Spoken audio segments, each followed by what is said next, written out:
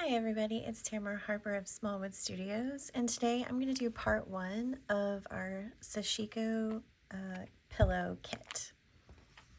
If you ordered a kit from me, you might have gotten something like this. I have included what is possibly a chenille needle, which is not exactly for Sashiko, but it is very easy to thread for beginners. Sashiko thread is one strand that is twisted. It is not your typical embroidery floss, which has 6 strands that separate. Another type of thread that is perfectly fine to substitute if you don't have Sashiko thread is pearl cotton. All right, let's get started. So when you unfold your fabric, you'll notice that there is enough fabric on the back side that you could make a pillow just with the navy fabric if you wanted, but I have been also including rifle fabric for the back of our pillow. So the first thing you might want to do is cut off the extra fabric just so it doesn't get in your way.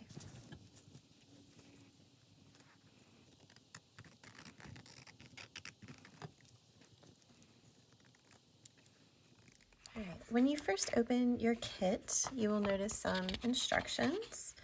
This is essentially telling you exactly what you should do.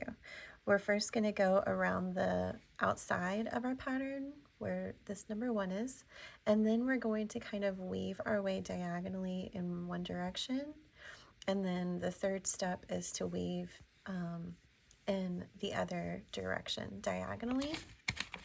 The rest of the instructions are basically saying that this white ink that is printed on your navy fabric will wash out with water.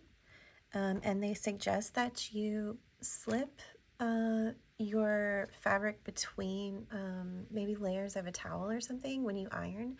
That way you're not smashing your stitching completely flat. All right, let's get started. What we're going to do next is cut a length of Sashiko thread. And what I usually do with typical hand embroidery is only cut about 18 or 24 inches of embroidery floss, but with Sashiko our method is a little different. So I would cut about double that amount because it's not going to get itself twisted together as much as your typical embroidery floss. And then I do what I usually do, which is tie a knot, a double knot on one end, putting the tail through 2 times. And then on the opposite end of our thread, we're going to thread the needle. I was going to show you quickly how this stainless steel threader works in case you have one. You put the hook through the eye of the needle, and then you hook your floss onto that hook and then pull through. And there you have it.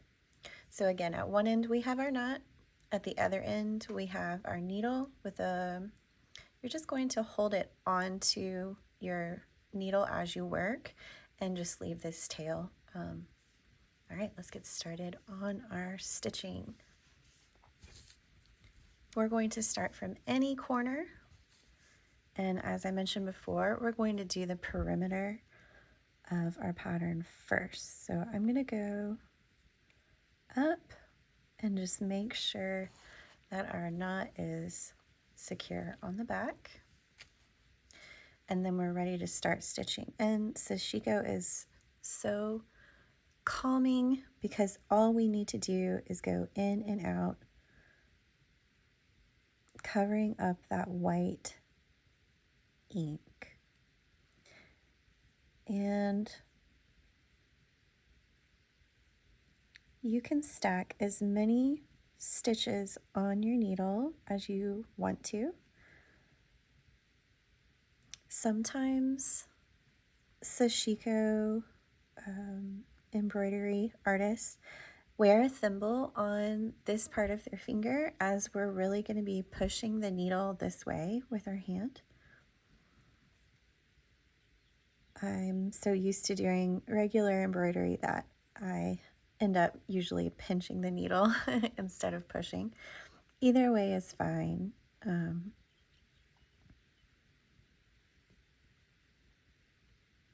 And as you're working, it is okay if it starts to bunch up. It is preferable that you don't use an embroidery hoop. That way you can get more stitches on at a time.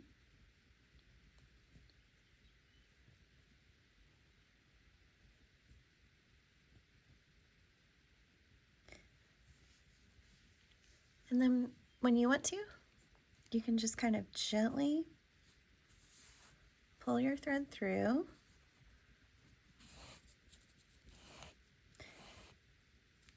All right, making sure to take care that you are holding your fabric nice and taut so that it doesn't get bunched up as you work. So to finish our project, we're going to go all the way around the edge, and then we'll start weaving our way in one direction, weaving your way in the other direction. And in part 2, I'm going to show you how to finish the pillow. Just an additional note, I was going to show you more of the curve effect.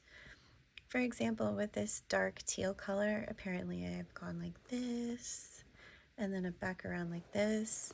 You can kind of do an S shape up and down if you don't want to do a perfect diagonal.